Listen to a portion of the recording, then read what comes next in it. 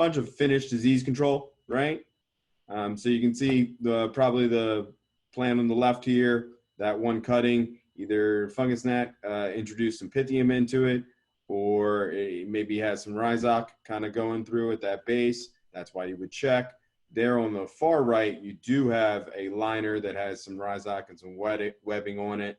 Oh, and then in the center there, you definitely have Botrytis attacking that stem in the canopy. Yep. A lot of diseases like poinsettias, that's for sure. And they can be very, very aggressive on the stems. Oh yeah, we just have a few slides about specific diseases and some recommended chemicals and strategies to mitigate those. So we have Rhizoc. It's going to attack right at the soil line. You're going to see webbing. A lot of times it's misdiagnosed as Pythium, right? So you got to see where the damage is actually occurring, and not all the time will you see the webbing, right? Yep. But generally speaking, you will, and that's a telltale sign.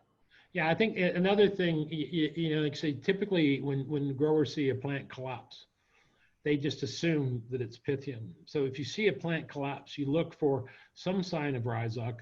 The lesion's usually low on the stem, usually never more than an inch or so above the soil line. But oftentimes an early lesion will appear as sort of like a medium brown blister on the stem. That can happen before it girdles, but inevitably that Rhizoctonia pathogen will girdle the stem, cut off the flow, and the plant will collapse as if the roots failed on Pythium. But it's real easy. Just take a look at the roots. If your roots are intact and the plant collapsed, whether you can see a clean lesion or not, it's probably Rhizoc, and you may have to peel back that plant to get down and dirty to see it. If it's Botrytis, it'll be pretty obviously Botrytis, and that usually occurs higher up in the plant. Do not be afraid to sacrifice one cutting or one stem in order to prevent a larger scale outbreak from going through your crop. If you see plants that show significant disease symptoms, it behooves you to do the due diligence to identify the pathogen and know what you're dealing with. One of the most common mistakes I see out there is Rhizoc is present. Rhizoc is taking down the plant. The grower sees plants collapsing. They don't look close. They go, oh, I got Pythium loose. All right, I'm just going to throw a nice Pythium fungicide on there. Well, guess what? It's a different kind of pathogen, and different fungicides work on it. And you can throw all the Subdue or Truban you want on a Rhizoc infection. It's going to just do nothing. So you really need to take the time. I love dissecting plants. I find, get them, pull that plant out, rinse off the roots, know what you're dealing with. I think that's the important thing. Yeah. And so Botrytis generally will happen in an attack at this particular stage when you haven't spaced the plants out yet, right? You're building up that humidity and that microclimate between all those leaves and those new stems that you have. It's one of the issues with if you pinch too high and you have too many shoots. You have all those extra shoots, but you also have them each unfolding extra leaves and creating an even denser canopy than you would traditionally have, right? And we'll get into this when we talk about environment. This is a difficult microclimate to manage is the unspaced pinched poinsettia. The tissues are soft and the airflow that the leaves expand, so you pretty much create a damp bubble that a lot of environmental influences can't penetrate. Even HAF can't get into that bubble. So in that situation, you may have to lean on chemistry, certainly reducing humidity. In that situation, I honestly would say that you wouldn't want to go with a spray. You wouldn't want to go with more of a sprench, right? Paint the stems. This is not foliar botrytis. Excellent point, James. This is not foliar botrytis. This is not late season botrytis, which hits your leaves or your bracts. This is stem botrytis. This is a big issue in poinsettia. It just like this picture, it attacks the stem and the stem collapses. Botrytis is insidious because it not only is a stem disease, it's equally good as a leaf disease and a devastating bract disease as well. So yeah, very good point, James. Mm-hmm. And our favorite Pythium, because we continue to bring up Pythium here. And it often follows fungus gnat infestations or cycling of hard dry downs, like we said earlier. And a good point is look where the Pythium is occurring. Okay, if it's on the outside of your root system, generally that speaks to a hard dry down or poor cycling of moisture. If it's occurring at the interior and working its way out to what would have been good roots, then that's leading towards you have a fungus gnat infestation that wasn't really dealt with, and the larvae is chewing at the base of that cutting, allowing it to start and work that Pythium work its way out. And that is, I think that's so critical to your management strategy to understand what's going on, because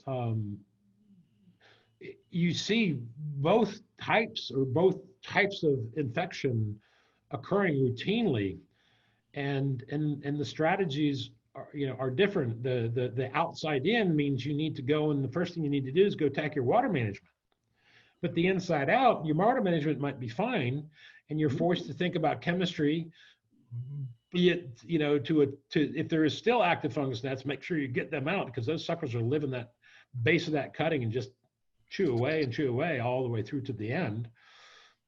So yeah, it's really, really important to understand. So this is my poster child for dissection. When I see a Pythium pot and I'm working with growers, what I like to do is take that entire plant right down the stem, split it wide open, soil ball and everything, and just look at that inside fillet. And what you're looking for is any kind of browning around the base of the cutting, or oftentimes you can see little tunnels that the fungus gnat had. And then you look at the root health.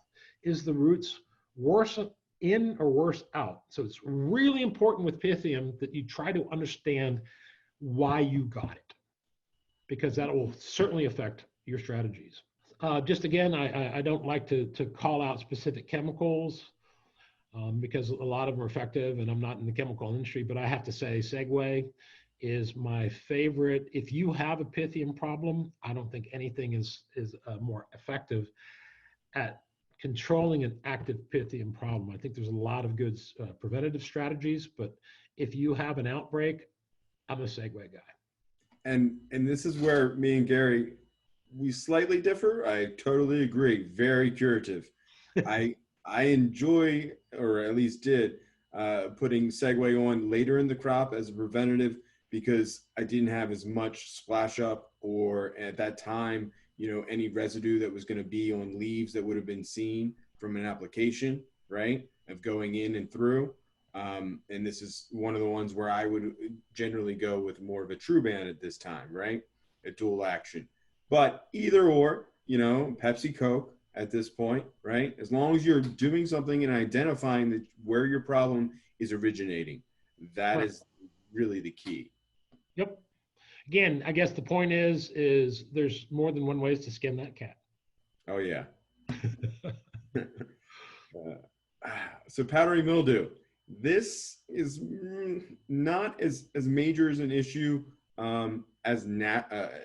across the continent as other diseases, and also in other crops that we see. I mean, such as verbena and calibrachoa. That's pretty much universally across North America. But powdery mildew, it can attack pre-space when the canopy is closed in. Generally, we see more of it every year. Gary, where do you generally see powdery mildew kind of pop up?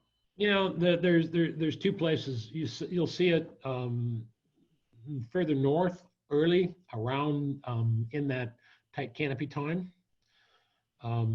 But where I really see it the most is sort of towards the end of the crop in the south, when the environment starts to transition and humidity levels start to perk up in the house. And yeah, I mean, as a pathogen in poinsettias, I'd park this as a clear number 4, right? Pythium number 1, I would say Botrytis number 2, Rhizoctonia number 3, powdery mildew number 4. But when it gets loose, it's a bugger. So if you're, the best control is clearly environmental. We'll get into that. But if you see it, treat for it, because it will spread rapidly, and it can be pretty devastating. It's not one you see all the time, but when you see it, you usually see it, and when you do see it, it's usually pretty darn bad. So just keep your eyes out. It's very easy to spot. Can't miss it. So we have a bunch of, in here, we have a bunch of charts with some recommendations as far as disease control. You can also find this in the back of the Selecta catalog as part of the crop culture with the same charts, as well as we have charts that you can find online. Yep. And we have charts for biological control strategies as well as for traditional chemical control strategies. And I have to tell you, a call out to Ontario. Growers in Ontario have abandoned a lot of chemicals on their poinsettia crop. And, I was show me, I'll believe you when I see it. Well, I've been watching this go on, for a long time up there. And I will tell you that biocontrol strategies for both root protection and whitefly and fungus gnat control and other insects are very, very effective. I find the place where you run into a problem with a biocontrol strategy is foliar diseases. It's very difficult. But I will tell you that, a lot of biological things you can drench into the soil or have incorporated into your media can really do a great job controlling Pythium. Also, I think it helps with nutrition. And of course, for whitefly control, a good, aggressive, early established, well-managed bioprogram will render you well in control. And bioprograms have no resistance. So that's another argument. I would say just the point on the bios and not putting people towards a bio program, but if you are biological curious about it, poinsettia is a good crop to experiment with, right? Because curious, huh, James? Nice. Biological curious. You've been doing chemicals your whole time, and you're like, the nematodes kind of work for me. Let's see what other things work. And this is one of those long-term crops where you can actually build up a population. You can use the biologicals a little bit longer. It's harder to justify for someone that is turning and burning spring crops to experiment with biological control. Absolutely. Poinsettia is a good crop to play with bios on because it's a long-term crop. But let me tell you, you don't dabble, especially with insect control. We'll get into that in a second, but you don't dabble. You're either in or you're out, because if you dabble, you'll have a very poor program and you'll have to come behind it and hit it with a chemical program. So you're going to have to pay for both. Yep. So you got to do it. There's a lot of good people out there that are really good at this in different regions.